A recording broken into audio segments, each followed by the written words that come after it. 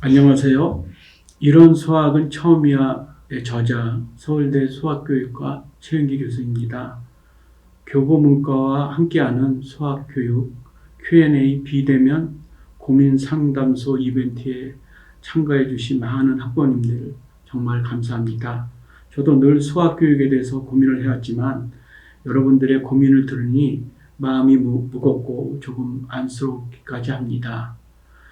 이 교육 문제는 너무 어려워서 제가 이 질문에 답하기 전에 먼저 말씀드리고 싶은 것은 교육 문제는 제가 생각하기에는 단기간에 이렇게 뚜렷한 해결책은 없다 생각합니다.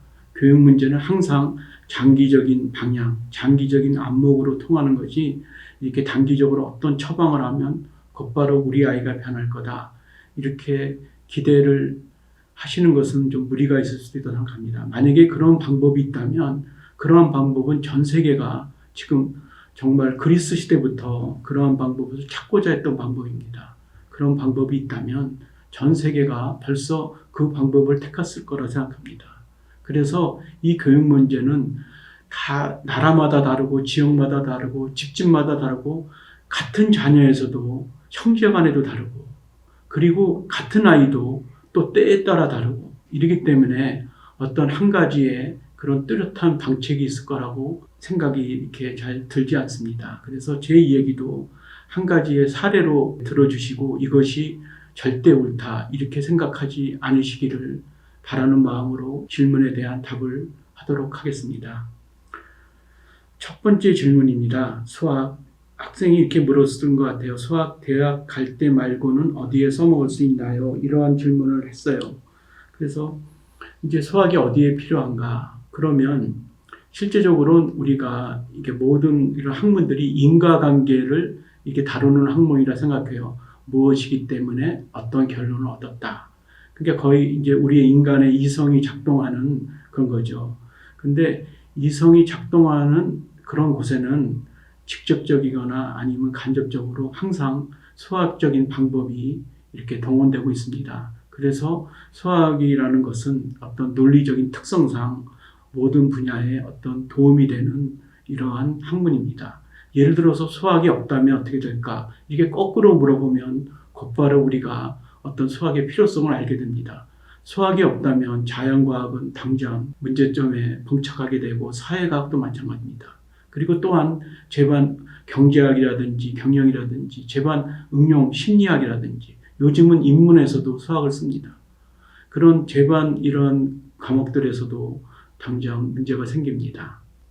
또 우리가 사회학, 사회과학 이렇게 과학이라 이름 붙인 것은 수학적인 이런 방법론을 따랐을 때 이런 과학이라는 이름을 붙입니다. 사회학과 사회과학은 우리 수학적인 그런 방법론을 택했느냐 그런 것에 따라서 붙이게 되는데 결국 수학이 없다면 정말로 너무나 많은 이런 문제가 야기되겠죠. 그래서 수학의 필요성에 대해서는 모든 사람이 대부분 그렇게 일치되게 필요하다고 느낍니다. 그런데 문제는 자녀분이 왜 이런 질문을 했을까라는 것이 더 중요하다고 생각합니다. 이렇게 대답을 해주면 아무도 수학에 필요한 정말 곳곳에 사례를 다 찾아서 자녀한테 설명하면 자녀가 만족을 할까요? 아마도 아닐 가능성이 있을 겁니다. 자녀가 이러한 질문을 할 때는 아마도 자녀는 그 어떠한 흥미적인 면에서 수학에 대해서 어떤 내적인 어떤 흥미를 찾지 못해서 이런 질문을 던졌을 가능성이 있습니다. 그래도 이렇게 질문을 던졌다는 것은 그 자녀가 수학을 포기하고 있지 않다는 뜻이거든요. 그런데 왜 이런 질문을 했을까 제가 다시 한번 생각해 보면 우리가 어떤 공부를 할 때는 동기가 두 가지 동기가 있는데 하나는 외적 동기가 있고 하나는 내적 동기가 있거든요. 외적 동기는 내가 공부를 열심히 하면은 칭찬을 받겠지 아니면 부모님을 기쁘게 하겠지 뭐 이런 것이 이제 아니면 상을 받겠지 이런 외적인 동기인데 아마도 이 자녀는 외적인 동기에서 내가 부모님을 이렇게 내가 공부를 열심히 해 수학을 열심히 해야지 내가 이렇게 부모님도 이렇게 만족시키고 또 어디서 이렇게 칭찬을 받을 텐데 이 외적인 동기는 이렇게 어느 정도까지는 해갈 수 있지만 대부분의 학생은 이게 어느 정도 되면 그 동기가 이게 고갈되게 돼 있어요. 결국은 외적 동기에 한계가 있는 거죠. 부모님을 만족시키기 위해서 부모님이 나이 들어서 이렇게까지 공부시키려고 노력을 하시는데 내가 열심히 해야지. 그런데 그러한 외적인 힘들은 한계성이 있어갖고 결국은 이제 다른 질문을 하게 되는데 그것이 이제 내적 동기에 대한 갈망입니다. 그래서 저는 이 질문을 한 학생은 하고자 하는 갈망 이런 것이 그리고 또 애처로움 이런 것이 동시에 있다고 생각해요. 그래서 이 자녀한테 어떻게 흥미를 갖게끔 할 것인가 생각을 해야 되겠다고 생각합니다. 이 흥미를 갖는 것은 제가 조금 이따 다음 질문에 한번 이야기하도록 하겠습니다. 두 번째 질문입니다. 수학 선행은 어느 정도까지 하는 게 좋을까요? 이 질문이 우리 사회에 가장 미묘하고도 가장 어려운 질문이라 생각합니다. 그래서 이제 저는 이 질문에 대해서 이제 두 가지 먼저 생각할 것은 이제 우리가 학문적으로 올바른 원칙이 있고 또한 현실이 이렇게 첨예하게 부닥치는 지점이 바로 이 지점이라 생각합니다. 이 선행의 문제라 생각하는데, 근데 제가 이제 이제 다른 데서도 설명했듯이 우리의 지식이라는 것이 이렇게 어떤 박스가 있어서 지식이 오면은 이렇게 차곡차곡 쌓여서 이제 그 학생의 지식이 쌓인다 이렇게 생각할 수도 있겠지만 실제적으로는 지식이라는 것은 그 학생의 자기의 사고 방식으로 해석된 지식만 살아남게 되어 있습니다. 그러니까 자기의 사고 방식으로 해석되지 않는 지식은 쌓여 있다가 어느 정도가 되면은 이게 사라지게 되는 거죠. 근데 이제 수학 교과 과정을 우리가 이렇게 지켜보면 수학 교과 과정은 이렇게 나선형 구조가 되어 있어요. 나선형 구조가. 그래서 그 이제 생물학적 나이에 맞춰서 이제 초등, 중등, 고등 그래서 생물학적 나이에 맞춰서 이렇게 나선형 구조로 들어가 있는데 어떤 경우 생물학적 나이를 넘어서는 이런 지식들은 실제적으로는 자기의 사고방식으로 해석하기가 대단히 어려워요. 그래서 그러한 지식이 들어오면 이것은 학생들이 자기 사고방식을 해석하지 못하기 때문에 쌓아놓지만 결국은 사라지게 되고 그 지식을 쌓게 될 때 굉장히 억지로 쌓게 돼요. 잘 안 되는데 억지로 쌓게 되기 때문에 거기에 재미를 가질 수가 없고 또 그냥 어떤 내적인 어떤 그 힘을 그 지식에 대한 이런 것을 갖기가 힘들어요. 그리고 어떻게 되면 또 싫어하는 감정까지도 생기게 돼요. 그래서 이제 우리가 지나친 선행은 상당히 문제가 있다고 보통 학문적으로 얘기해요. 그리고 여러분들이 이제 선진국을 보더라도 선진국에서도 이렇게 선행을 하는 나라가 아마 거의 없을 겁니다. 근데 선진국의 사례는 대단히 중요하거든요. 이 사례는 시행착오 끝에 남은 것이거든요. 이게 이렇게 선수가 좋다 그러면 선진국도 이렇게 전면적으로 이런 선행을 해야 되는데 아마도 선행을 하는 나라가 거의 없을 겁니다. 그럼 왜 그렇게 했을까? 물론 이제 각 나라마다 특정이 있겠지만, 그러니까 뭐 그냥 공부를 열심히 하는 것이 문제일 수는 없겠지만, 이게 제 생각에는 지나친 선행은 이렇게 문제를 야기시킬 가능성이 높습니다.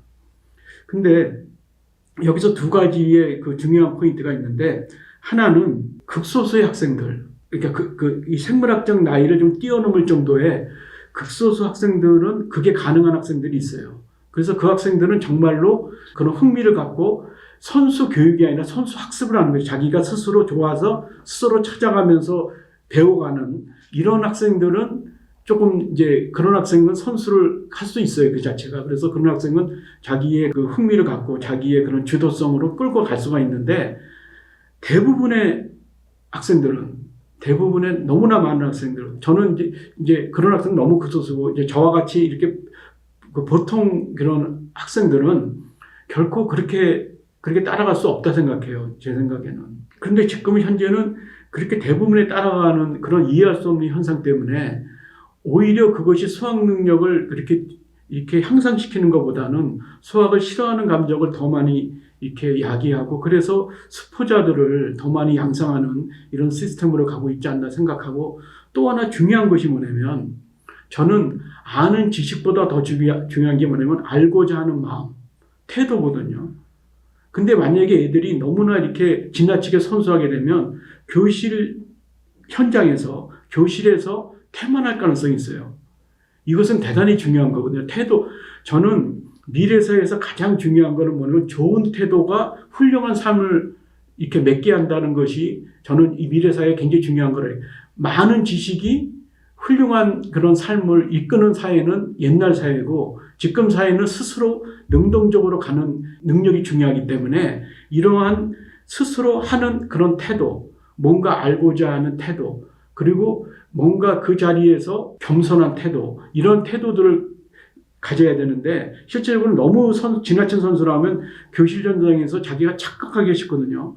실제적으로 모르는데 알고 있다 생각하고 잘 안 듣게 되는 이런 현상도 있고, 또 하나는 극소수의 학생의 경우도 이제 이 경우는 수학을 잘하는 아마 유명한 학생들일 겁니다. 그런데도 여기에도 문제가 있는 것이 우리가 수학 문제의 특성상 지금 우리 중고등학교 학생들의 문제의 특성상은 항상 확실한 답이 있는 거예요. 이 확실한 답을 이렇게 하는 경험은 적당한 상황까지는 좋은데 너무나 많은 시간 동안 확실한 답을 너무나 이렇게 갖게끔 하면 이 학생들은 그게 습관이 돼요. 근데 이 학문의 세계에 들어가면 모든 문제는 많은 시간, 수년, 어느 경우는 수십 년을 거쳐서 버텨내는 힘이 필요한데, 그리고 미래 사회는 굉장히 애매한 사회예요. 불확실한 사회고, 그런 것을 이겨내는 능력이 정말 중요한 사회인데 너무 확실한 답을 하다 보니 이렇게 우수한 학생도 그것에 걸러 넘어지는 사례를 제가 종종 보게 됩니다. 너무나 안타깝죠. 그냥 그러지 않았으면 너무나 훌륭한 학자가 될 학생들이 거기에 너무나 얽매여갖고 오히려 그것이 방해가 되는 경우까지 있으니 이 선수를 지나치게 한다는 것은 여러 가지 면에서 심각하게 생각해야 될 이런 문제라 생각합니다. 그래서 저는 이 선수에 대한 잘못된 정보가 많이 있다 생각해요. 옆집 아줌마의 얘기라든지 어떤 그런 사람들의 얘기, 어떤 기관의 얘기, 이런 기관의 얘기들이 그것이 충분히 연구된 그런 의견이 아닐 가능성이 높거든요. 옆집 아줌마가 미래를 간파하면서까지 그리고 옆집 아줌마의 아들이 성공한 것을 베껴올 수가 없어요. 교육에서 가장 중요한 건 뭐냐면 성공 사례를 베낄 수 없다는 거거든요. 옆집 자녀는 수많은 그런 요소 때문에 그런 것이 되지 한두 가지 요소로 그렇게 된 게 아니거든요.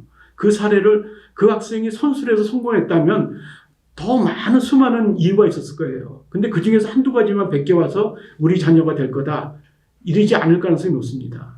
그래서 저는 이렇게 범람하는 잘못된 이런 정보 때문에도 이런 선수가 지금 광범위하게 돼 있지 않을까 이렇게 생각하고 있습니다. 그래서 선수 문제보다는 그 학생이 저는 원래는 선수를 안 하고 제자리로 가는 선진국형이죠. 그냥 학생들이 교실 현장에서 처음 배워서 그것을 관심을 갖고 흥미를 갖는 이러한 것이 가장 좋은데 다 선수를 하기 때문에 우리 하면 뒤떨어진다. 그러면 저는 만약에 한다면 한 학기 정도 방학 동안에 만약에 너무 불안하시다면 그렇게 하는 것이 합리적인 원칙과 지금 현실에서 우리가 타협을 하자면 저는 그 정도가 옳지 않을까 생각합니다. 그래서 교실에서 열심히 듣고 또 좋은 태도, 교실에서 열심히 배우는 알고자 하는 태도를 그런 태도가 정말 중요하다는 것을 여러분들이 학부모님들이 그것을 한번 생각해 보시는 게 어떨까 하는 것이 제 생각입니다. 세 번째 질문입니다. 수학에 흥미를 갖는 것은 왜 중요한가요? 이제 우리가 수학을 배운다는 것은 시험만 잘 봐서 좋은 대학에 가겠다. 이것이 수학 교육의 목적은 분명 아니겠죠. 그러니까 수학 교육에서 그런 목적은 수학을 하게 되면은 그 좋은 점이 많거든요. 여러 가지.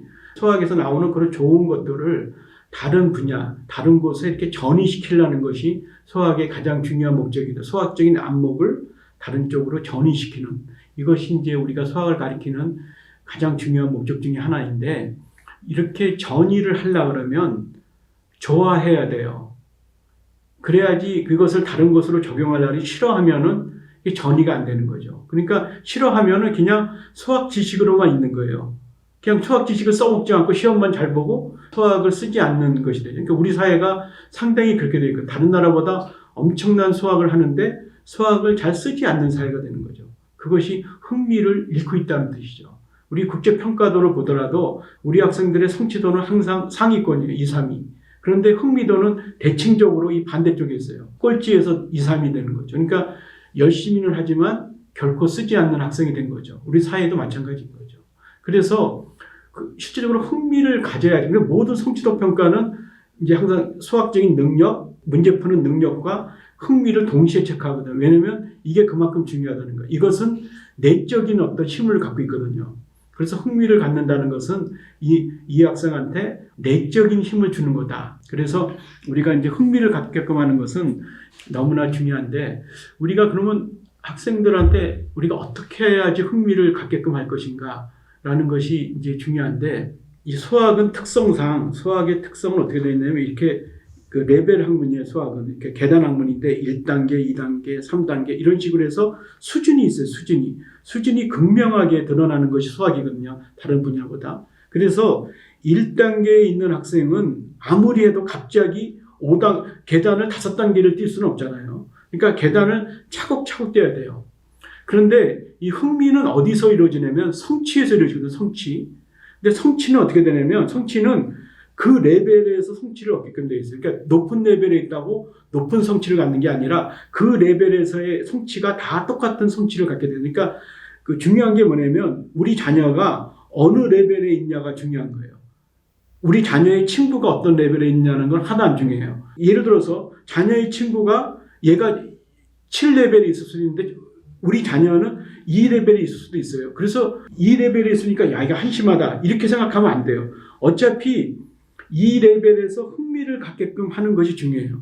2레벨에서. 그래서 작은 성취들이 모여서 그 씨앗이 되는데, 이 씨앗이 결국 열매가 되는 거예요. 그래서 흥미는 뭐냐면 결국 그 자기 자신의 수준에서 성취가 쌓이면서 흥미를 갖고, 이 흥미가 결국은 이 학생의 수학적인 능력을 나타내요. 7수준에 있다 하더라도 이 학생이 만약에 여기서 흥미를 못 느끼면 이 학생은 여기서 그냥 스톱이 되는 거예요. 그리고 오히려 내려가요. 그렇지만 우리 자녀가 이 성취 수준에서라도 이러한 작은 씨앗을 갖고 있으면 씨앗은 결국 열매가 되는 것이에요. 그러니까 결국 중요한 게 뭐냐면, 이 작은 씨앗을 어떻게 열매로 만들 것인가. 열매를 만들면 되는 거거든요. 우리 자녀가 수준이 낮고 높고 그게 중요한 게 아니라, 지금 사회에서 중요한 게 뭐냐면 아는 지식을 생각하면 자꾸 비교하게 되죠. 그러면 우리 자녀가 쟤에 비해서 너무나 얘 한심해. 그리고 한숨을 쉬면은 그 작은 씨앗이 자라지 않을 수도 있어요. 그래서 결국 아는 지식보다는 우리 자녀가 알고자 하는 마음, 이 성취만 있으면 그것이 나중에 큰 열매가 되는 거예요. 이것을 참아내야 되는 거예요. 부모님이 우리 자녀의 레벨에서 이 작은 호기심, 이 작은 씨앗이 살 수 있도록 정말 비교하지 마시고, 다른들 비교하지 마시고, 여기서 성취를 갖도록 정말로 인내하시면서 이를 악물면서 참아내셔야 돼요. 불안하신 거는 부모님의 목이어야 돼요. 그러니까 우리 자녀, 내가 비교하니까 내 친구의 자녀는 이렇게 나갔는데 불안하시죠. 그러면 그것은 부모님의 목인 거예요. 그 불안을 자녀한테 전이시키지 않으시길 바라요. 자녀는 작은 성취에서 그 씨앗은 자라면 되는 거예요. 열매를 피면 결국 이것이 훌륭한 삶을 갖고 훌륭한 능력을 갖게 돼요.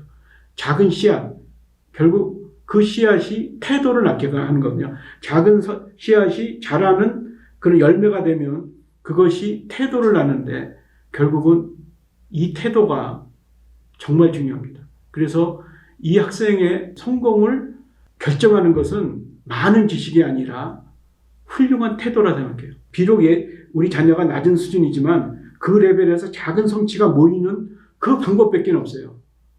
갑자기 이 학생을 다고친다 해서 2레벨에서 5레벨로 안 갑니다. 오히려 문제가 생길 가능성이 높아요. 거기서 참아내셔야 돼요. 차라리 여기서 참아내셔서 이 학생이 이 작은 씨앗이 이렇게 흥미를 갖게 되면, 그 흥미라는 것은 다른 분야도 마찬가지예요. 꼭 이 학생이 수학적으로 훌륭한 그런 업적을 못 내더라도 다른 쪽에 흥미가 돼서 다른 쪽에서 충분히 훌륭한 업적을 냅니다. 그래서 이것은 이 흥미라는 이 문제는 수학뿐 아니라 모든 과목에 통해요. 그래서 이 학생들이 내가 수학을 좋아한다고 다른 과목을 안 해도 돼. 이렇게 하면 안 돼요. 그렇기 때문에 우리가 교실 현장에서 교재 수업에서 좋은 태도를 갖게끔 하는, 항상 내가 내가 그 지식이 아니라 내가 그 지식은 부족하더라도 그것을 알고자 하는 마음, 그러한 태도, 이런 태도만 견지하면 그러면 기다리시면 됩니다. 비록 초등, 중등에서 이 학생이 못한다 하더라도, 고등에서 못한다 하더라도 나중에 그러한 것은 꽃이 피게 돼서 작은 씨앗을 키운다는 이런 마음으로 그 자녀를 지켜보시면 그 씨앗은 결국 겨울을 지나면 결국 꽃을 핍니다. 그것을 기다리셔야 됩니다. 꽃을 피기까지의 시간이 필요합니다. 저는 그렇게 생각합니다.